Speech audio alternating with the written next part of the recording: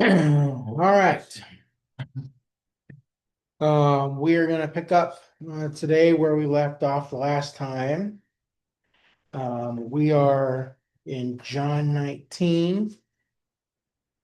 The notes that I have say we're going to start in verse 31 today. Last time we were together, we looked at Psalm 22 and looked at the parallels between that psalm and Jesus's experience on Good Friday. And we also went over the seven statements that Jesus made from the cross, which are not many words, which brings us down to John 19, verse 31. It says there, now it was the day of preparation, and the next day was to be a special Sabbath. Because the Jewish leaders did not want the bodies left on the crosses during the Sabbath, they asked Pilate to have the legs broken and the bodies taken down. The soldiers therefore came and broke the legs of the first man who had been crucified with Jesus, and then those of the other. But when they came to Jesus and found that he was already dead, they did not break his legs. Instead, one of the soldiers pierced Jesus' side with a spear, bringing a sudden flow of blood and water. The man who saw it has given testimony, and his testimony is true. He knows that he tells the truth, and he testifies so that you also may believe. These things happen so that the scripture will be fulfilled. Not one of his bones will be broken, and as another scripture says, they will look on the one they have pierced. Um, I'm not sure how much there really is to say about that passage. Um, I couldn't get anybody to tell me exactly what a special Sabbath meant. The text calls it a high day, which means that it's different than all the rest, but probably because it is a Sabbath and the Passover, I guess. And as we know, Jesus was on the cross for just a few hours before he died, probably because of the circumstances leading up to his crucifixion. That it had been hours since he had eaten or had anything to drink. He had been beaten. He had been flogged. He'd had a lot of blood loss already, forced to carry the cross through the city to the site of Calvary. And then, you know, uh, the eventual suffocation that happens because of crucifixion. He probably just didn't have enough strength left to push himself up to keep breathing. So uh, the rule for for death was that you weren't supposed to leave a body overnight. They had to be taken down. And so the Romans would like to get to their weekend. They would like to be done with the day. And so it was common practice that they would come through the crucifixion yard and and break the legs of the criminals being executed, so they wouldn't be able to push themselves up anymore to get a breath. They would just have all of that weight hanging. Their body cavity, chest cavity would be sort of stressed. They wouldn't be able to expand their lungs, and they'd die so much quicker. It is interesting that that John mentions the Old Testament quotes here. There are a few different passages that are referred to. Exodus chapter 12, verse 46. And the next one, both have to do with the Passover lamb. It's rules given to Israel for celebrating the Passover in Exodus 12:46 and Numbers 9, verse 12. The rule is it's pretty much the same. The lamb must be eaten inside the house. Take none of the meat outside the house. Do not break any of its bones. And then the other passage, Numbers 9:12, they must not leave any of it till morning or break any of its bones. When they celebrate the Passover, they must follow all the regulations. So if Jesus is the Passover lamb, these rules are still applying to his experience on the cross. His legs are not going to be broken. Another passage deals with the same thing, Psalm 34, verses 19 and 20. There the psalmist says, the righteous person may have many troubles, but but the Lord delivers him from them all. He protects all his bones, not one of them will be broken. Clearly, Jesus is a righteous person. Even in the sacrificial death, God is protecting his body. And then the last reference comes from Zechariah, chapter 12, verse 10. Zechariah 12:10 says, and I will pour out on the house of David and the inhabitants of Jerusalem a spirit of grace and supplication. They will look on me, the one they have pierced, and they will mourn for him as one mourns for an only child, and grieve bitterly for him as one grieves for a firstborn son. That one line in the middle, they will look on me, the one they have pierced, also could be translated, they will look to me, the one that they have pierced. Either one would seem like it's pointing ahead to Jesus. I won't go into the biology of what's happening when Jesus' side is pierced. The word is pleura, which you know about the pleural cavity. So they're putting that spear into his side, into his ribs. And lots of other preachers and teachers I know have gone into great graphic, gory detail about what's happening when they put that spear in there. I kind of don't need that. So, but at this point, his blood is separating, and that's why there's this flow of blood and water.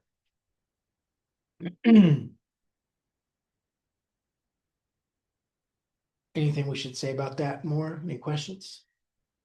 Um, in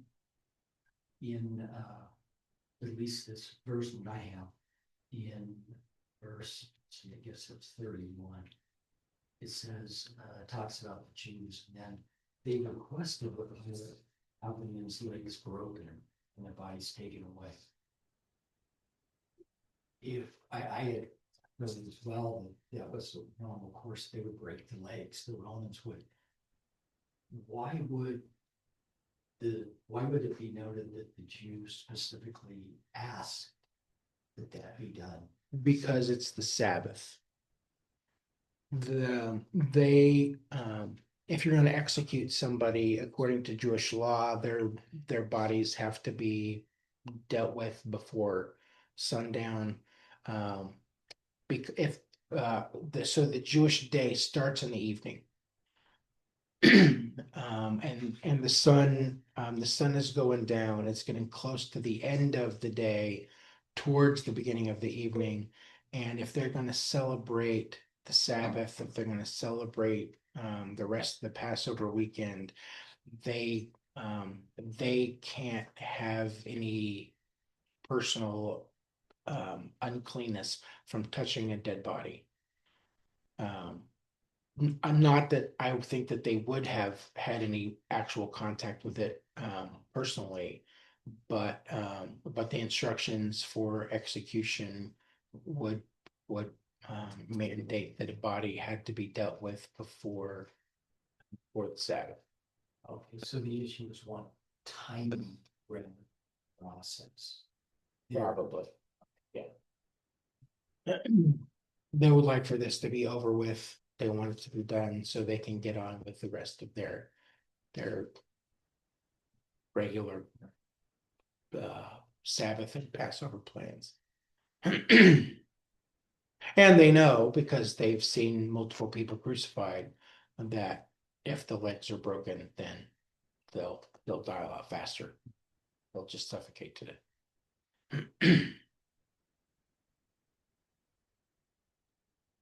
All right, well, that will bring us then, if there's any other comments or questions, that'll bring us to Jesus's burial. When we look at the four gospels, there is not a lot of difference between the four accounts. Um,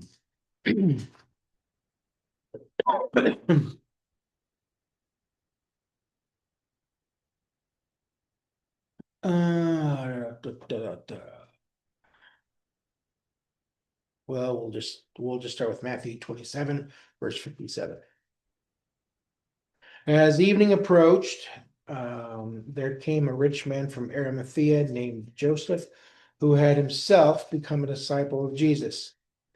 Going to Pilate, he asked for Jesus's body, and Pilate ordered that it be given to him.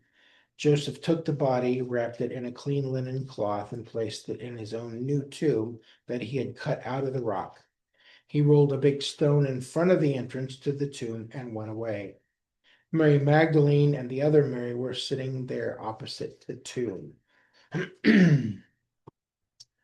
uh, sure, we'll go on. The next day, the one after preparation day, the chief priests and the Pharisees went to Pilate. Sir, they said, we remember that while he was alive, that deceiver said, after 3 days I will rise again. So give the order for the tomb to be made secure until the third day. Otherwise, his disciples may come and steal the body and tell the people that he has been raised from the dead, and this last deception will be worse than the first. Take a guard, Pilate answered. Go, make the tomb as secure as you know how. So they went and made the tomb secure by putting a seal on the stone and posting the guard. um, the passages in Mark and Luke are very much the same. Uh, that it's preparation day. A man named Joseph, who is a part of the council. He's one of the Sanhedrin. He is also a follower of Jesus. Comes to ask for the body. John says the same thing that Joseph asks for his body. The Pilate gives permission. The body is taken down. And then Joseph takes the body and wraps it in linen and places it in his own new tomb. John's gospel is a little different. In John 19:38-ish, with Pilate's permission, he came and took the body away. He was accompanied by Nicodemus, the man who earlier had visited Jesus at night. Nicodemus brought a mixture of myrrh and aloes, about 75 pounds. Taking Jesus' body, the two of them wrapped it with the spices in strips of linen. This was in accordance with Jewish burial customs. At the place where Jesus was crucified, there was a garden, and in the garden was a new tomb, which no one had ever been laid. Um, because it was the Jewish day of preparation and his tomb was nearby, they laid Jesus there. So John gives a little bit more information. He's the only one who has mentioned Nicodemus before. You go back to John chapter 3, that's where Nicodemus comes in the middle of the night and says, hey, we got some questions. Can you talk to us about these things? So John brings him up again. Let's see here. So preparation day is the day before the Sabbath. Jesus died on Friday before the Saturday Sabbath. Sabbath begins at sunset, so there's a rush to place Jesus's body in the tomb and return home before sunset.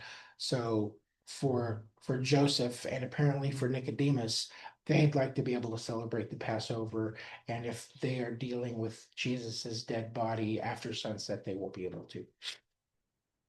Joseph of Arimathea is a wealthy man, a follower of Jesus, although it is in secret. He has not made that public. He is a prominent member of the council, and I would believe that he has a dissenting voice against the decision to have Jesus killed.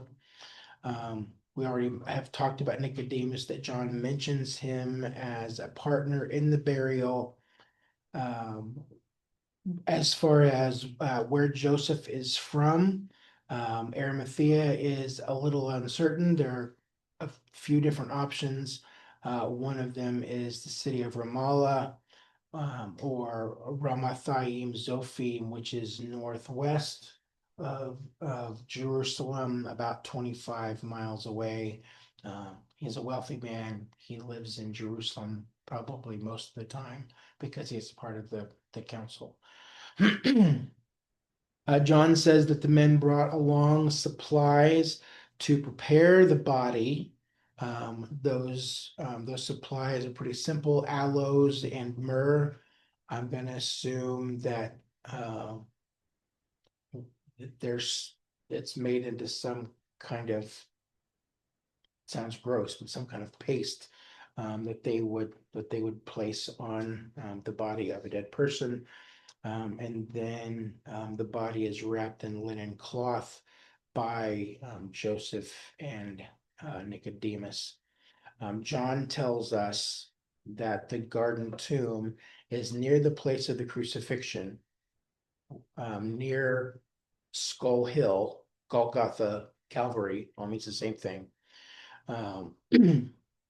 Um, and he also says that the tomb entrance is covered by a large stone, which is rolled against it.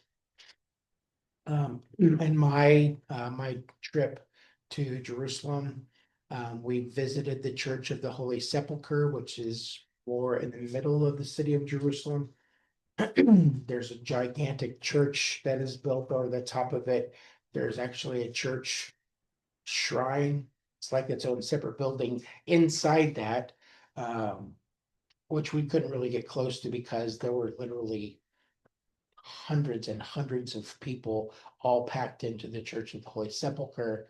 Um, there, they were taking cloths and rubbing it on the stone, which they believe is where Jesus's body was prepared for burial. So they're bringing all these pilgrims are bringing cloths to wipe on it and take home to other people. But it was very busy in there. It's very, very ornate and very really super churchy. It's all polished stone and marble, and it's all very elaborate. Um, but a different day, we visited the other site that is a potential for the site of the crucifixion, which is out on the edge of town. Um, it's on the side of a hill. There is a skull face, um, little caves in the side that make it look like a skull face. Um, and not very far away, a golf shot away with a 8 iron. It's close. Um, there is a garden tomb, which is cut out of the side of the hill. Uh, for me, that one seems like it's the right spot. Not everybody believes that though. Um, but it's all very close. I mean, you very easily can see from one to the other. That would not have been a long haul, especially if they're trying to get Jesus's body from the cross down into the tomb and prepared for burial in just a matter of maybe a few minutes or an hour. So, if I was a really good guy, I would throw those pictures up on the screen somewhere, but I wouldn't even know where to begin to look on my computer for that. But if you, I forget what the guy's name is. It's like Gordon's Calvary or Carter's Calvary or something like that. There'll be images of it. And well, there's the side of the hill, there's like a and right over it oversees a bus parking lot now. Very very majestic and noble. What was the other name? It's either it's Gordon's or Carter's. It's some guy's name. He's the one that proposed it as a possibility. But it is on the side of a hill, and there is in the rock formation. It absolutely looks like a skull. So that does make sense. So I'm curious that those two higher ups in the Jewish hierarchy did the prep work on Jesus' body, which was mostly left. Yeah, and I think it would have been because of the timeliness of it. Because they wouldn't be able to come back the next day because it's Sabbath. So it's gonna be several more hours before somebody will come back. So they're just trying to get some preliminary work done.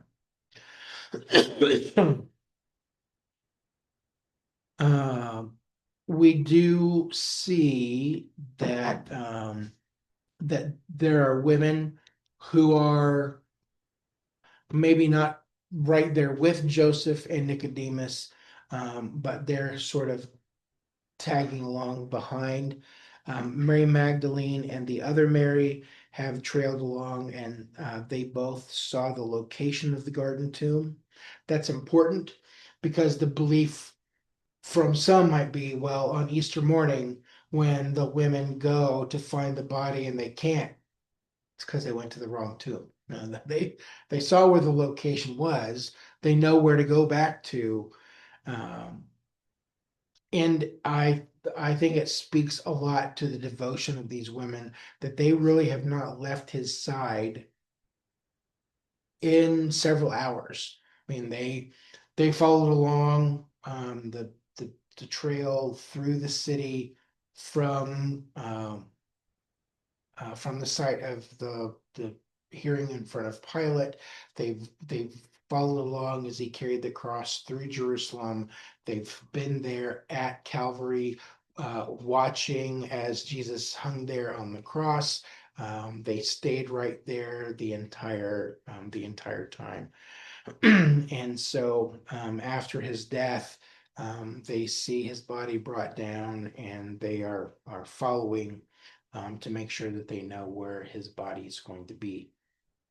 After seeing the site of the tomb, Luke tells us that the women go home to make further preparations for Jesus's final burial.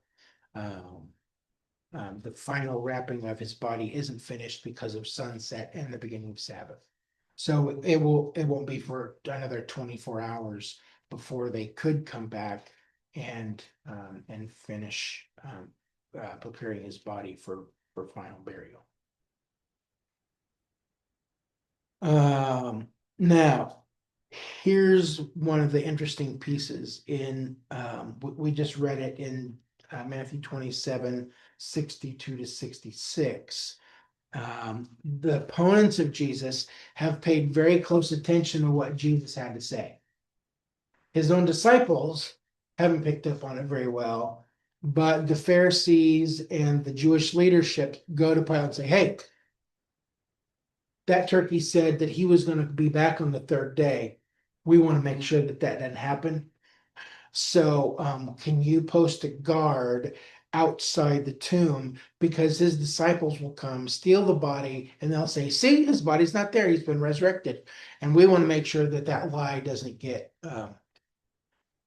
not get proclaimed to the people.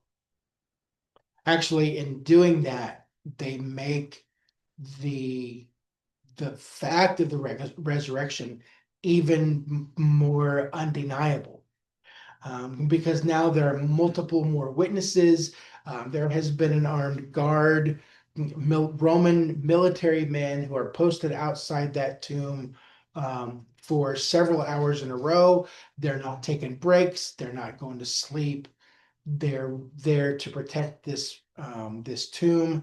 It has been closed with an official Roman seal, which I don't know if it says upon penalty of death, don't touch this rock, but you get the impression that that's what that seal is all about. The Roman governor has closed this officially, stay away.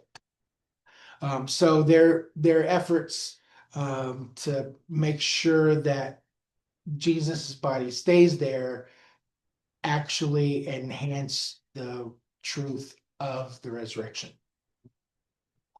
And I think it is ironic that these opponents of Jesus are a lot more dialed into what Jesus had to say about his death and resurrection than his closest friends and followers were. Because you'd like to think that if those disciples really believed that Jesus was going to be back on the third day, that they would have taken a lawn chair and coffee and been waiting outside the tomb for his emergence from the tomb. But it's not where they are. They were young. They were young. Instead, they are hiding in fear of being arrested, just like Jesus, locked in a room with the windows closed, the door barred, altogether terrified. And that, unless there's any questions or comments about that, that brings us finally to the end of Matthew 27, Mark 15, Luke 23, and John 19. We've been there for weeks, and now it's finally done. There's a lot packed into them, though. Yeah, Matthew 27 and 26 are both really long chapters.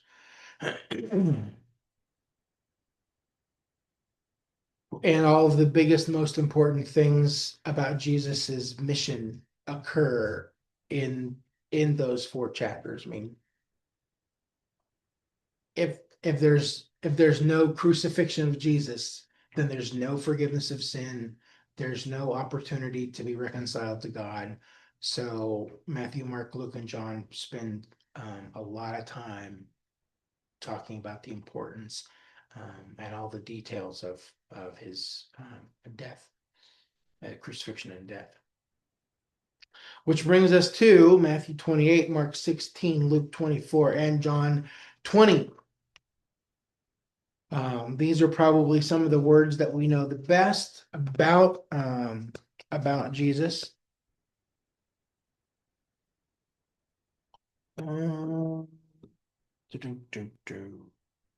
Why don't we look at Luke 24?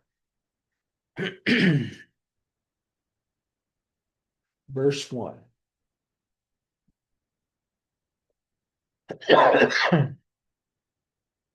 On the first day of the week, very early in the morning, the women took the spices they had prepared and went to the tomb. They rolled the stone away from the they rolled the stone. No, they found the stone rolled away from the tomb. But when they entered, they did not find the body of Lord Jesus. While they were wondering about this, suddenly 2 men in clothes that gleamed like lightning stood beside them. In their fright, the women bowed down with their face to the ground. But the men said to them, "Why do you look for the living among the dead? He's not here, he's risen. Remember how he told you while he was still with you in Galilee? The Son of Man must be delivered over to the hands of sinners, be crucified, and on the third day be raised again. Man, we've heard that speech more than once. Then they remembered his words. When they came back from the tomb, they told all these things to the 11 and to all the others. It was Mary Magdalene, Joanna, Mary the mother of James, and the others with them who told this to the apostles. But they did not believe the women because their words seemed to them like nonsense. Peter, however, got up and ran to the tomb. Bending over, he saw the strips of linen lying by themselves, and he went away, wondering to himself what had happened. Okay, while the events of the crucifixion and burial, definitely the crucifixion, are almost identical, and the burial is pretty close. The accounts of the resurrection are not, were carbon copies. There are some differences. That does not necessarily mean that they are contradictory. I feel like it means that they are more complementary, that they sort of fill in for each other. Each one of them focuses on some different aspects of the resurrection. And if we were to read through all four gospel accounts in order, we'd go, no, wait a minute. I thought they said there was one. Why now there's two? Well, who rolled the stone away? Was it an earthquake or was it angels? Are they sitting on top of the rock outside, or are they sitting inside on the stone slab where Jesus' body was? Or are they standing beside the women? I mean, there's a lot of different perspectives there. And there have been a lot of attempts to harmonize the four accounts. Some of them are probably better than others, but I made some copies of one that we'll use for the rest of our discussion here this morning.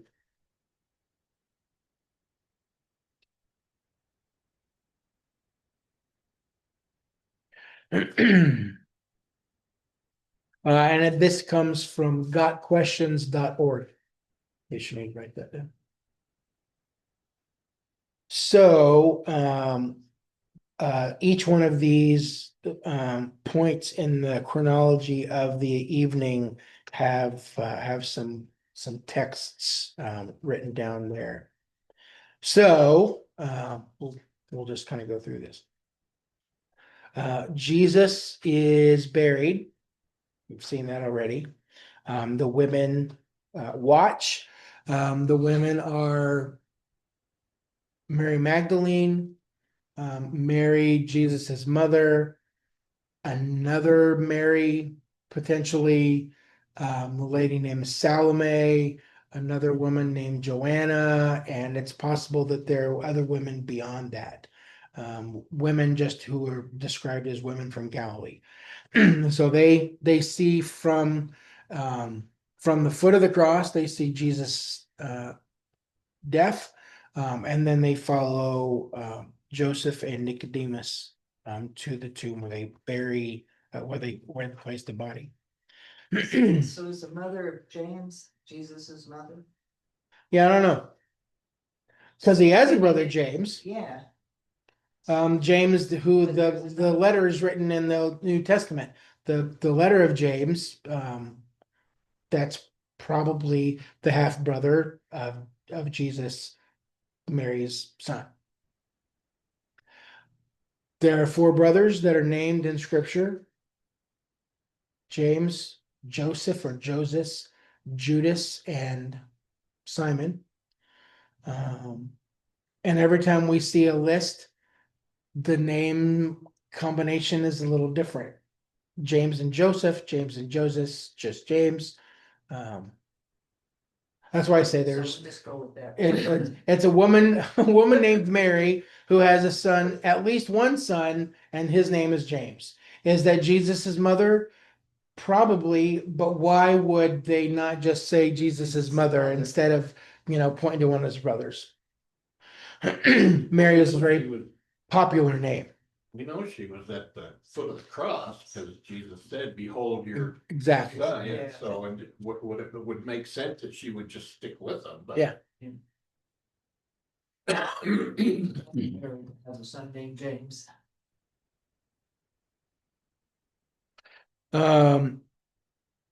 After they place the body inside, and Joseph and Nicodemus do a preliminary preparing of the body for burial. Um, maybe cleaning it up a little bit, maybe just applying this, we'll call it salve. That sounds better than paste.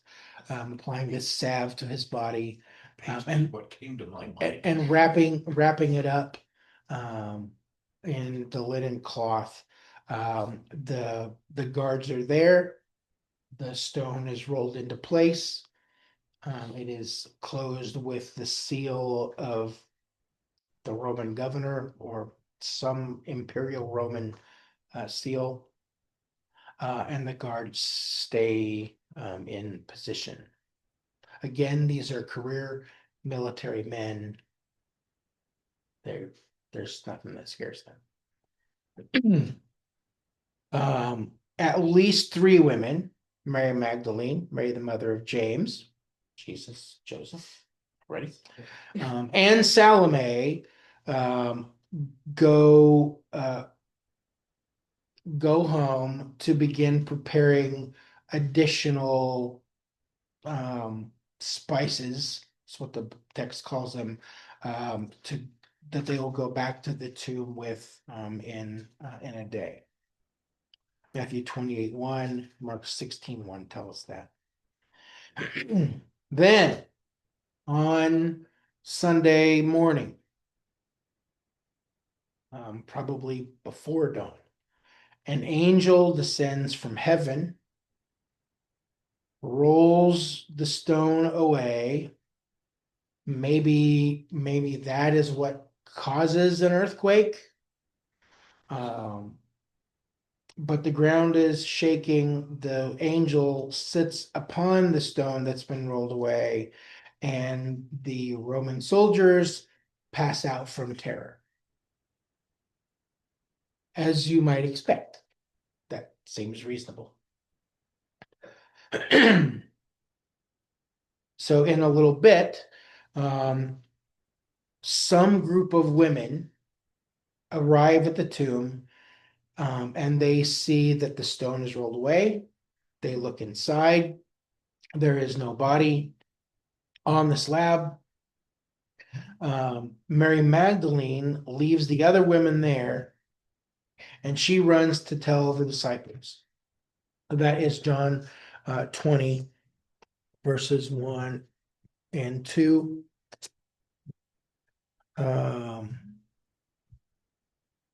Mary Magdalene went to the tomb and saw that the stone had been removed from the entrance. So she came running to Simon Peter and the other disciple, the one Jesus loved, and said, "They've taken the Lord out of the tomb, and we don't know where they've put it."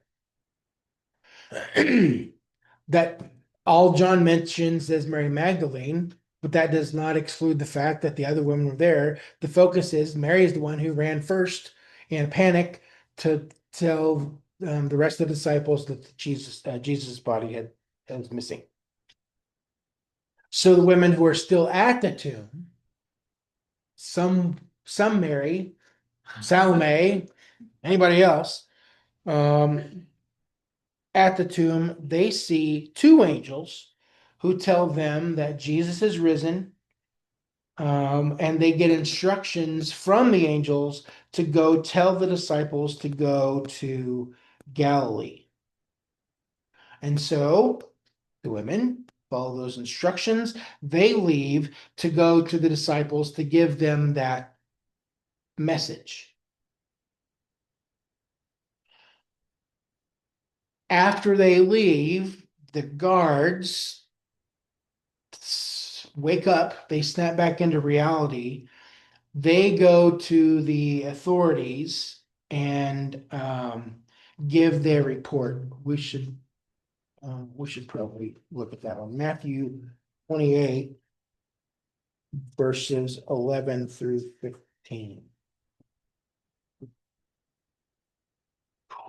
While the women were on their way, some of the guards went into the city and reported to the chief priests everything that had happened. When the chief priests had met with the elders and devised a plan, they gave the soldiers a large sum of money, telling them, "You are to say, his disciples came during the night and stole him away while we were asleep. If this report gets to the governor, we will satisfy him and keep you out of trouble." So the soldiers took the money and did as they were instructed, and this story has been widely circulated among the Jews to this very day.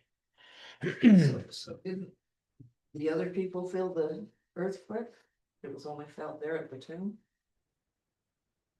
That seems very small. It And there's already been one on Friday as Jesus is dying on the cross. And it says it was a severe one. When that stone was rolled.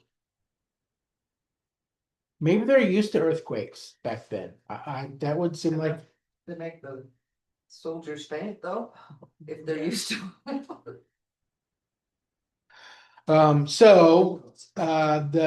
these guards go to the Jewish leadership and give the report. They get bribed. You're going to say that the disciples stole the body. They came. Well, a bunch of young, dumb fishermen who don't believe that the resurrection is going to occur are probably not going to show up at the tomb and fend off the guards to steal the body in the middle of the night. Yeah. That's a poor story. There would have to be a lot of disciples being really well armed to overtake armed soldiers.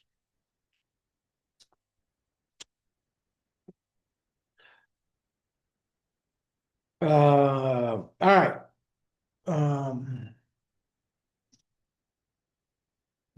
We'll go back a paragraph. Matthew 28, verse 9. Suddenly Jesus met them. These are the women. "Greetings," he said. They came to him, clasped his feet, and worshipped him. Then Jesus said to them, "Do not be afraid. Go and tell my brothers to go to Galilee. There they will see me." So, Mary, the mother of James, and the other women who are on their way to find the disciples see Jesus. Luke tells us in chapter 24 that the women get to the disciples where they are hidden, potentially in the same upper room where they'd been the night or two before. They give the report. When they get the report, Peter and John tells us that Peter and John both run to the tomb. They see that it's empty and they find the grave clothes. Peter leans in, John leans in, Peter goes inside and sees the grave clothes, the linen wrap is right there. While the men have been running back, Mary Magdalene has been following them. While they're there, or shortly after, she returns to the tomb. Maybe Peter and John have already taken off by this point. She sees the angels, and then she sees Jesus. That's in John 28, 11 to 18. A piece that we have heard many times. Mary stood outside the tomb crying. As she wept, she bent over to look into the tomb and saw two angels in white seated where Jesus' body had been, one at the head and the other at the foot. They asked her, "Woman, why are you crying?" "They've taken my Lord away," she said, "and I don't know where they have put him." At this, she turned around and saw Jesus standing there, but she did not realize that it was Jesus. He asked her, "Woman, why are you looking? Why are you crying? Who is it you're looking for?" Thinking he was the gardener, she said, "Sir, if you have carried him away, please tell me where you have put him, and I will get him." Jesus said to her, "Mary." She turned toward him and cried out in Aramaic, Rabboni, which means teacher. Jesus said, do not hold on to me, for I have not yet ascended to the Father. Go instead to my brothers and tell him, I am ascending to my Father and your Father, to my God and your God. Mary Magdalene went to the disciples with the news, I've seen the Lord, and she told them he had said these things to her. Okay, so rewind. Mary Magdalene and all the other ladies go to the tomb on Sunday morning. They're dragging along all of the things that they will need to prepare his body. When they get there, the stone has been rolled away. They look inside. Mary freaks out. Mary Magdalene runs to tell the disciples the body's gone. While she's away, Peter and John run back to the tomb to see what's going on for themselves. Presumably, the women are, I don't know what they're doing. I don't know if they're still there or not, but if they've left. But before Mary Magdalene can get back, Peter and John are gone. She gets to the tomb, looks inside, sees the angels on the stone slab. She's crying. She has the conversation with the angels, and she hears a voice behind her. She turns around to talk to the man that she hears speaking, and she realizes that it's Jesus. And then what does she do? She takes back off to go find the disciples and tell them, okay, he's not gone. I've seen him. He just talked to me. So she's getting all of her steps in on Easter morning, back and forth to the disciples to let them know what she has seen.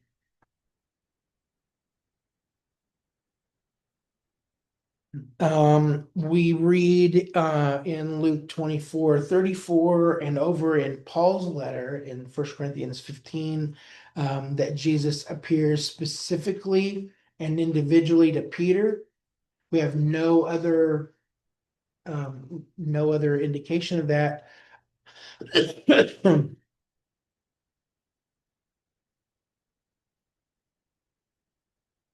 Uh, 34. They got up and returned. The Lord has risen and appeared to Simon. Some they have this information somehow. On that same day, still on Sunday, Jesus appears in Luke 24:13-32. It's kind of a long piece there. Jesus appears to Cleopas and another disciple on their way to Emmaus. I guess we should read that too. Now that same day, two of them were going to a village called Emmaus, about 7 miles from Jerusalem. They were talking with each other about everything that had happened. As they talked and discussed these things with each other, Jesus himself came up and walked along with them, but they were kept from recognizing him. He asked them, what are you discussing together as you walk along? They stood still, their faces downcast. One of them, named Cleopas, asked him, are you the only one visiting Jerusalem who does not know the things that have happened there in these days? What things? He asked. About Jesus of Nazareth, they replied, he was a prophet, powerful in word and deed before God and all the people. The chief priests and our rulers handed him over to be sentenced to death, and they crucified him. But we had hoped that he was the one who was going to redeem Israel. And what is more, it is the third day since all this took place. In addition, some of our women amazed us. They went to the tomb early this morning, but didn't find his body. They came and told us that they had seen a vision of angels who said he was alive. Then some of our companions went to the tomb and found it just as the women had said, but they did not see Jesus. Okay, well, there's some details that we don't often hear about. So Cleopas and this other guy who are on their way to Emmaus, Um, How far is 7? 7 is as long as I think. Oh, there it is. It is. Uh, mostly west and a little bit north of Jerusalem. So they're walking down the hill towards the Mediterranean to get to Emmaus. So these were just additional followers of Jesus. Yeah, that these they are- mentioned before. These are just disciples that we don't have a name for. They have been, it would seem reasonable that they have been sort of in that group with the disciples, and they may have even been at the Last Supper. Because it's probably not just the 12 who were there. Whether they were there on Thursday night for the Last Supper or not, they have been with the disciples at some point on Sunday morning. They know about the women. They know that the body was not in the tomb. And they know that our companions went and found it just as the women had said.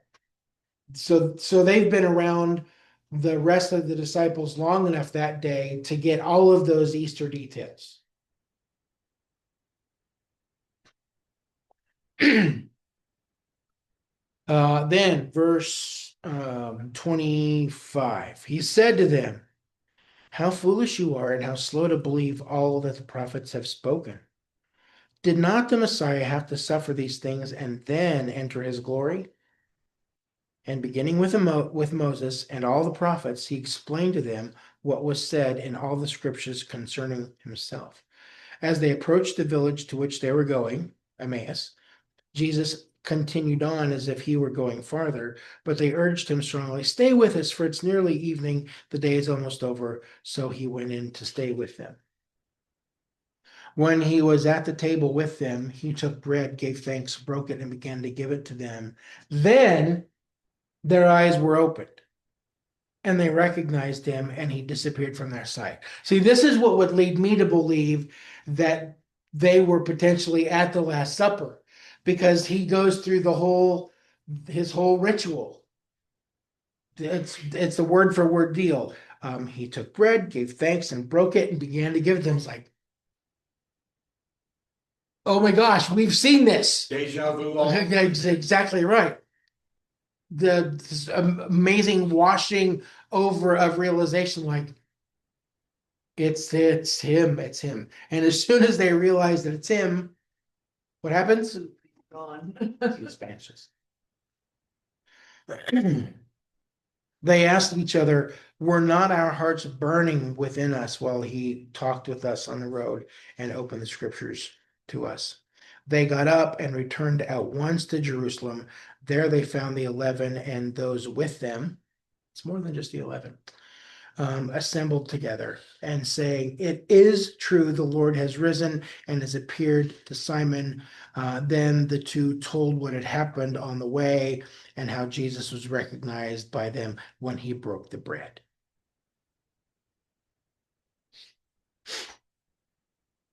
So there was more than 12 at the Last Supper. Leonardo's picture is nice, but it's not It's right. not complete. No. There's multiple things wrong with that picture, but it's all right. Leonardo, no, Michelangelo. Whichever Italian artist it is. They're sitting at a table, they're sitting in chairs. That didn't happen. There's 13 people at the table. That didn't happen either. There's a lot of people there. Okay. So that's in the afternoon and maybe the early evening. Jesus goes on this walk towards Emmaus with these two disciples who were close enough that he would have wanted to spend time with them. He gives them the whole deal, starting from the very beginning. Starting with Moses, and I'm assuming he's talking about the Passover lamb and the prophet who is going to come. He goes through all the prophets. He explains it all as they're walking towards Emmaus. They get to the city. It's getting to be evening. Why don't you come in and stay with us? He comes in, they sit down to eat. He does his usual mealtime grace. Um, they recognize him, he vanishes, and in the night, they are hiking back up towards Jerusalem so they can tell the rest of the disciples what they just experienced. Maybe the one line in there about and he's appeared to Simon, I don't really know how that fits in anything. Somewhere between the end of Mary Magdalene's encounter with Jesus and them getting these two guys, Cleopas and whoever else it is, appearing to the 11, Jesus has some kind of encounter with Peter that these men are aware of. I don't know. I don't have a good answer for how or why that happened. But they say that it did. Verse we already did that part, 5. Then Jesus appears to the disciples without Thomas. We can just go on in Luke 24, verse 36. While they were still talking about this, so Cleopas and the guy from Emmaus are in the room with the rest of the disciples talking about it, and then Jesus materializes in the room. He stood among them and said to them, "Peace be with you." They were startled and frightened. Yeah. um, Thinking they saw a ghost. He said to them, "Why are you troubled, and why do doubts rise in your minds? Look at my hands and my feet. It is I myself. Touch me and see. A ghost doesn't have flesh and bones, as you see I have." When he had said this, he showed them his hands and feet, and while they still did not believe it, because of joy and amazement, he asked them, "Do you have anything here to eat?" They gave him a piece of broiled fish, and he took it and ate it in their presence. He said to them, "This is what I told you while I was still with you. Everything must be fulfilled that is written about me in the law of Moses, the prophets, and the Psalms." Then, one more time, he opened their minds to understand so they could understand the scriptures. He told them, "This is what is written: the Messiah will suffer and rise from the dead on the third day, and repentance for the forgiveness of sins will be preached in his name to all nations, beginning at Jerusalem. You are witnesses of these things. I'm going to send you what my Father has promised, but stay in the city until you have been clothed with power from on high."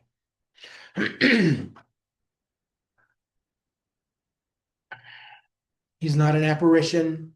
He's not a hallucination. He's not a hologram. He's there. They can touch his hands. They hand him a piece of fish. He eats the fish in their presence. He's real. He's really there. He's really resurrected.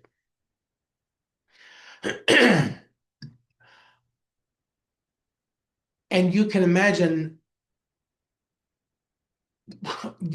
maybe we can even barely imagine what that would be like. You've been to the funeral home. You've been to the funeral. You see the burial of the casket and you leave the cemetery. And 18 hours later, the person you just said bye to is now standing in your living room talking to you. 80. Yeah. Even if you had been thinking about how much you wish you could talk to them one more time, when that occurred in your own home, I can't imagine. I'm surprised that there's not more mention of people passing out from fear. I mean, that would have been uh, an overwhelming thing. Well, I think we really lose that. We've been through this story so many times in our lives. We've heard the resurrection story so many times. Every Easter it rolls around and we just hear it and we don't think about the emotional impact of what's taken place there. If you walk into the mortuary and the man or the woman that you've been there to pay respects to sits up in the casket and starts talking to you, nobody is hanging around to take selfies with the corpse. They're leaving that room. That's an overwhelmingly devastating thing.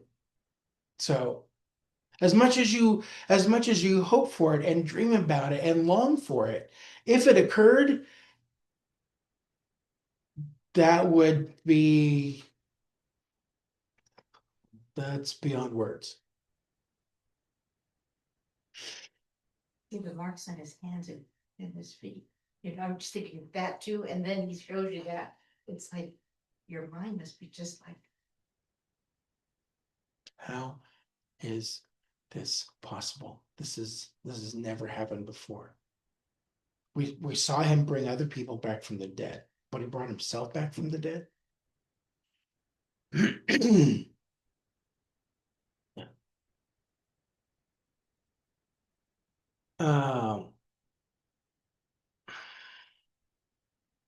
Thomas is not there. I don't know what he's doing, but he doesn't show up. He's not there for this meeting. And so Jesus leaves. The disciples are all talking about it. And Thomas shows up. It's like, what? No, he didn't. It's crazy.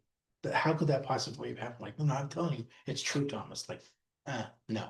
Unless I get to put my hands on him, unless I can feel the holes in his hands and feet, unless I can put my hands on his body, I'm not gonna believe that. You all are on drugs. There's no way that's real. Told them so many times. It was Yeah. gonna happen. I mean, I do like how Luke hits that again. Then he opened their minds so they could understand the scriptures. And there's before. This is what I told you.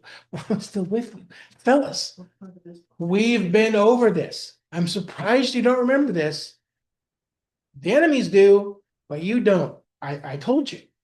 Son of Man is going to be betrayed into the hands of sinful men, is going to go to Jerusalem where he'll be arrested, he'll be crucified and buried, and he will be raised on the third day. I told you. And look, here I am, just like I said. And so then he goes back and he goes through all of the teaching one more time. Back with Moses and the prophets and the Psalms, like Psalm 22 and Psalm 34, and some of the others that we've looked at. To lay it all out. And they finally go, oh, well, now I get it. Now I get it. And that's good because he's going to send them out to be preachers about this story, and they better get it if they're going to have to tell it again and again and again and again.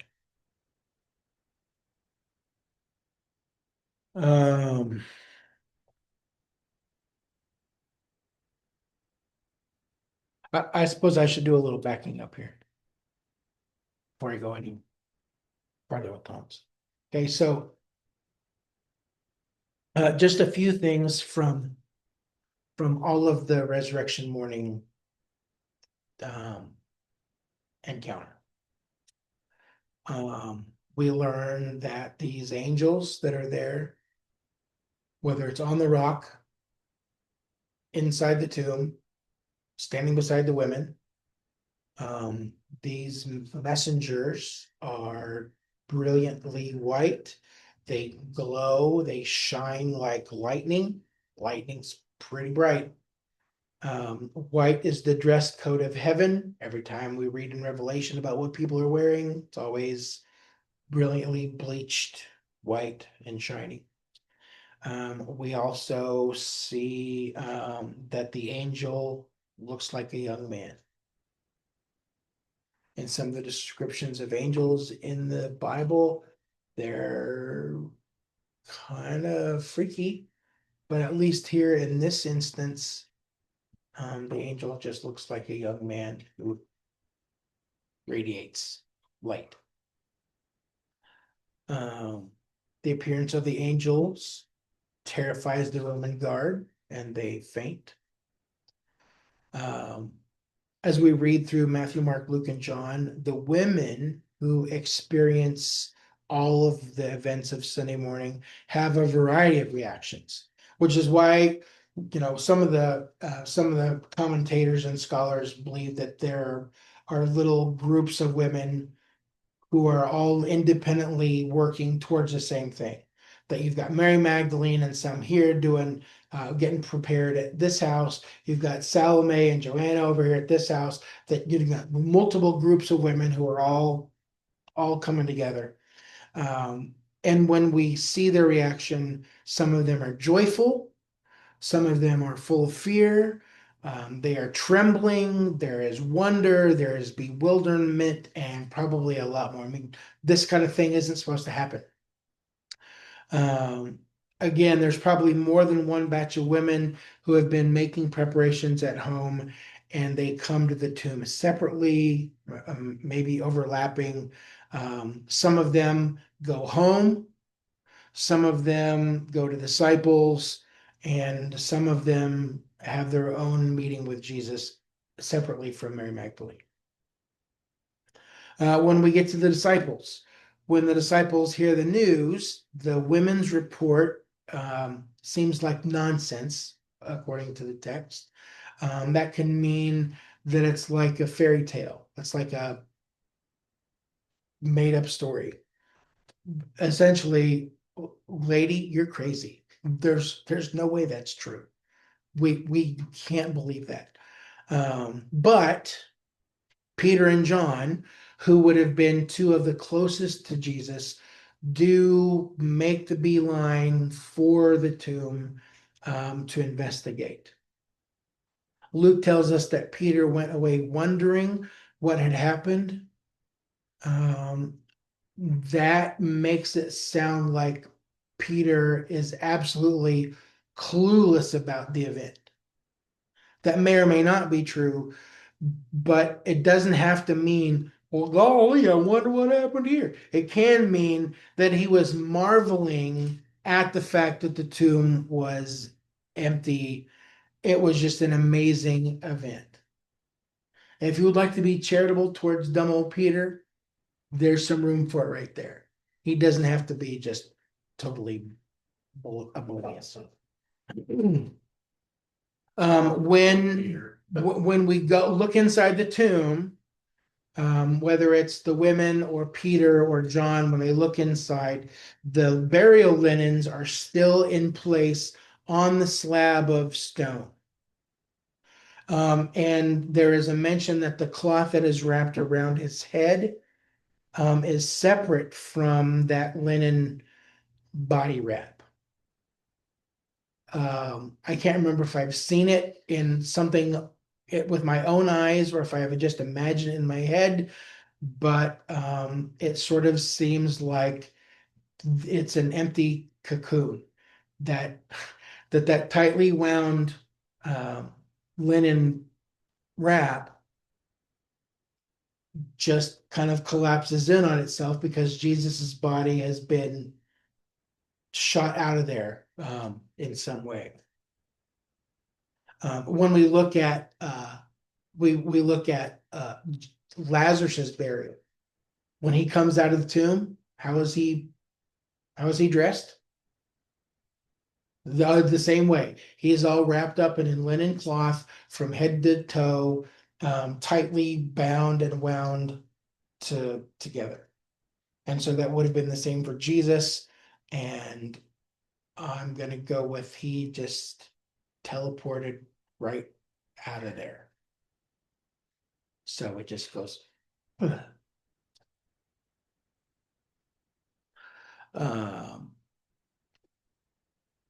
When Peter and John arrive, they see the open and empty tomb, and the text tells us that they believe. Now, It's not that they believe that Jesus is risen from the dead. The belief I think he's mentioning there is they believe the women's story. Well, I'll be. They did tell the truth. There is no body here. Those crazy women did not get it wrong. It really did occur. The report is accurate. There is not a body in Joseph's garden tomb, and so they go back to the house.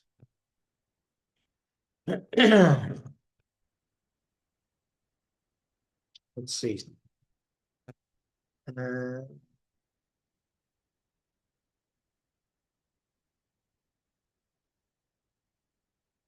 all right. I guess that's probably about all I have to say about all that for now.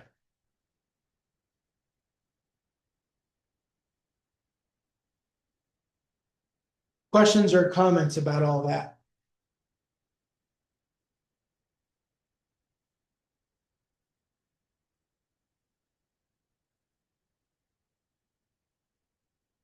If Friday is Good Friday, then this has to be like really exceptionally great Sunday.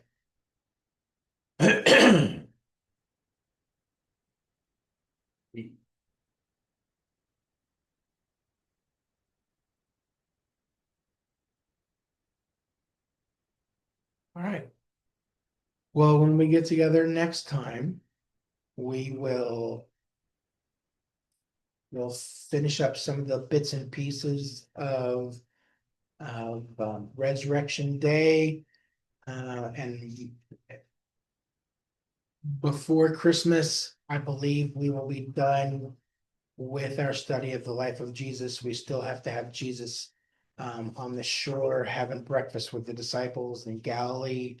But I think that'll probably be one of the last things that we talk about before we move on to whatever the next Bible study will be in January. And if you have any great ideas or suggestions, by all means, feel free to send them my way. I have a couple of ideas.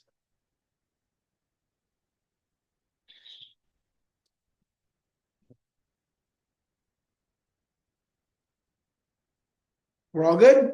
All good. All right. Well, if you happen to be watching this on YouTube, thanks. Glad you're watching. If there's anything I can do for you, send me a comment or a question. I'll be glad to help you out if I can. Like and subscribe so you get to see all the things that we do.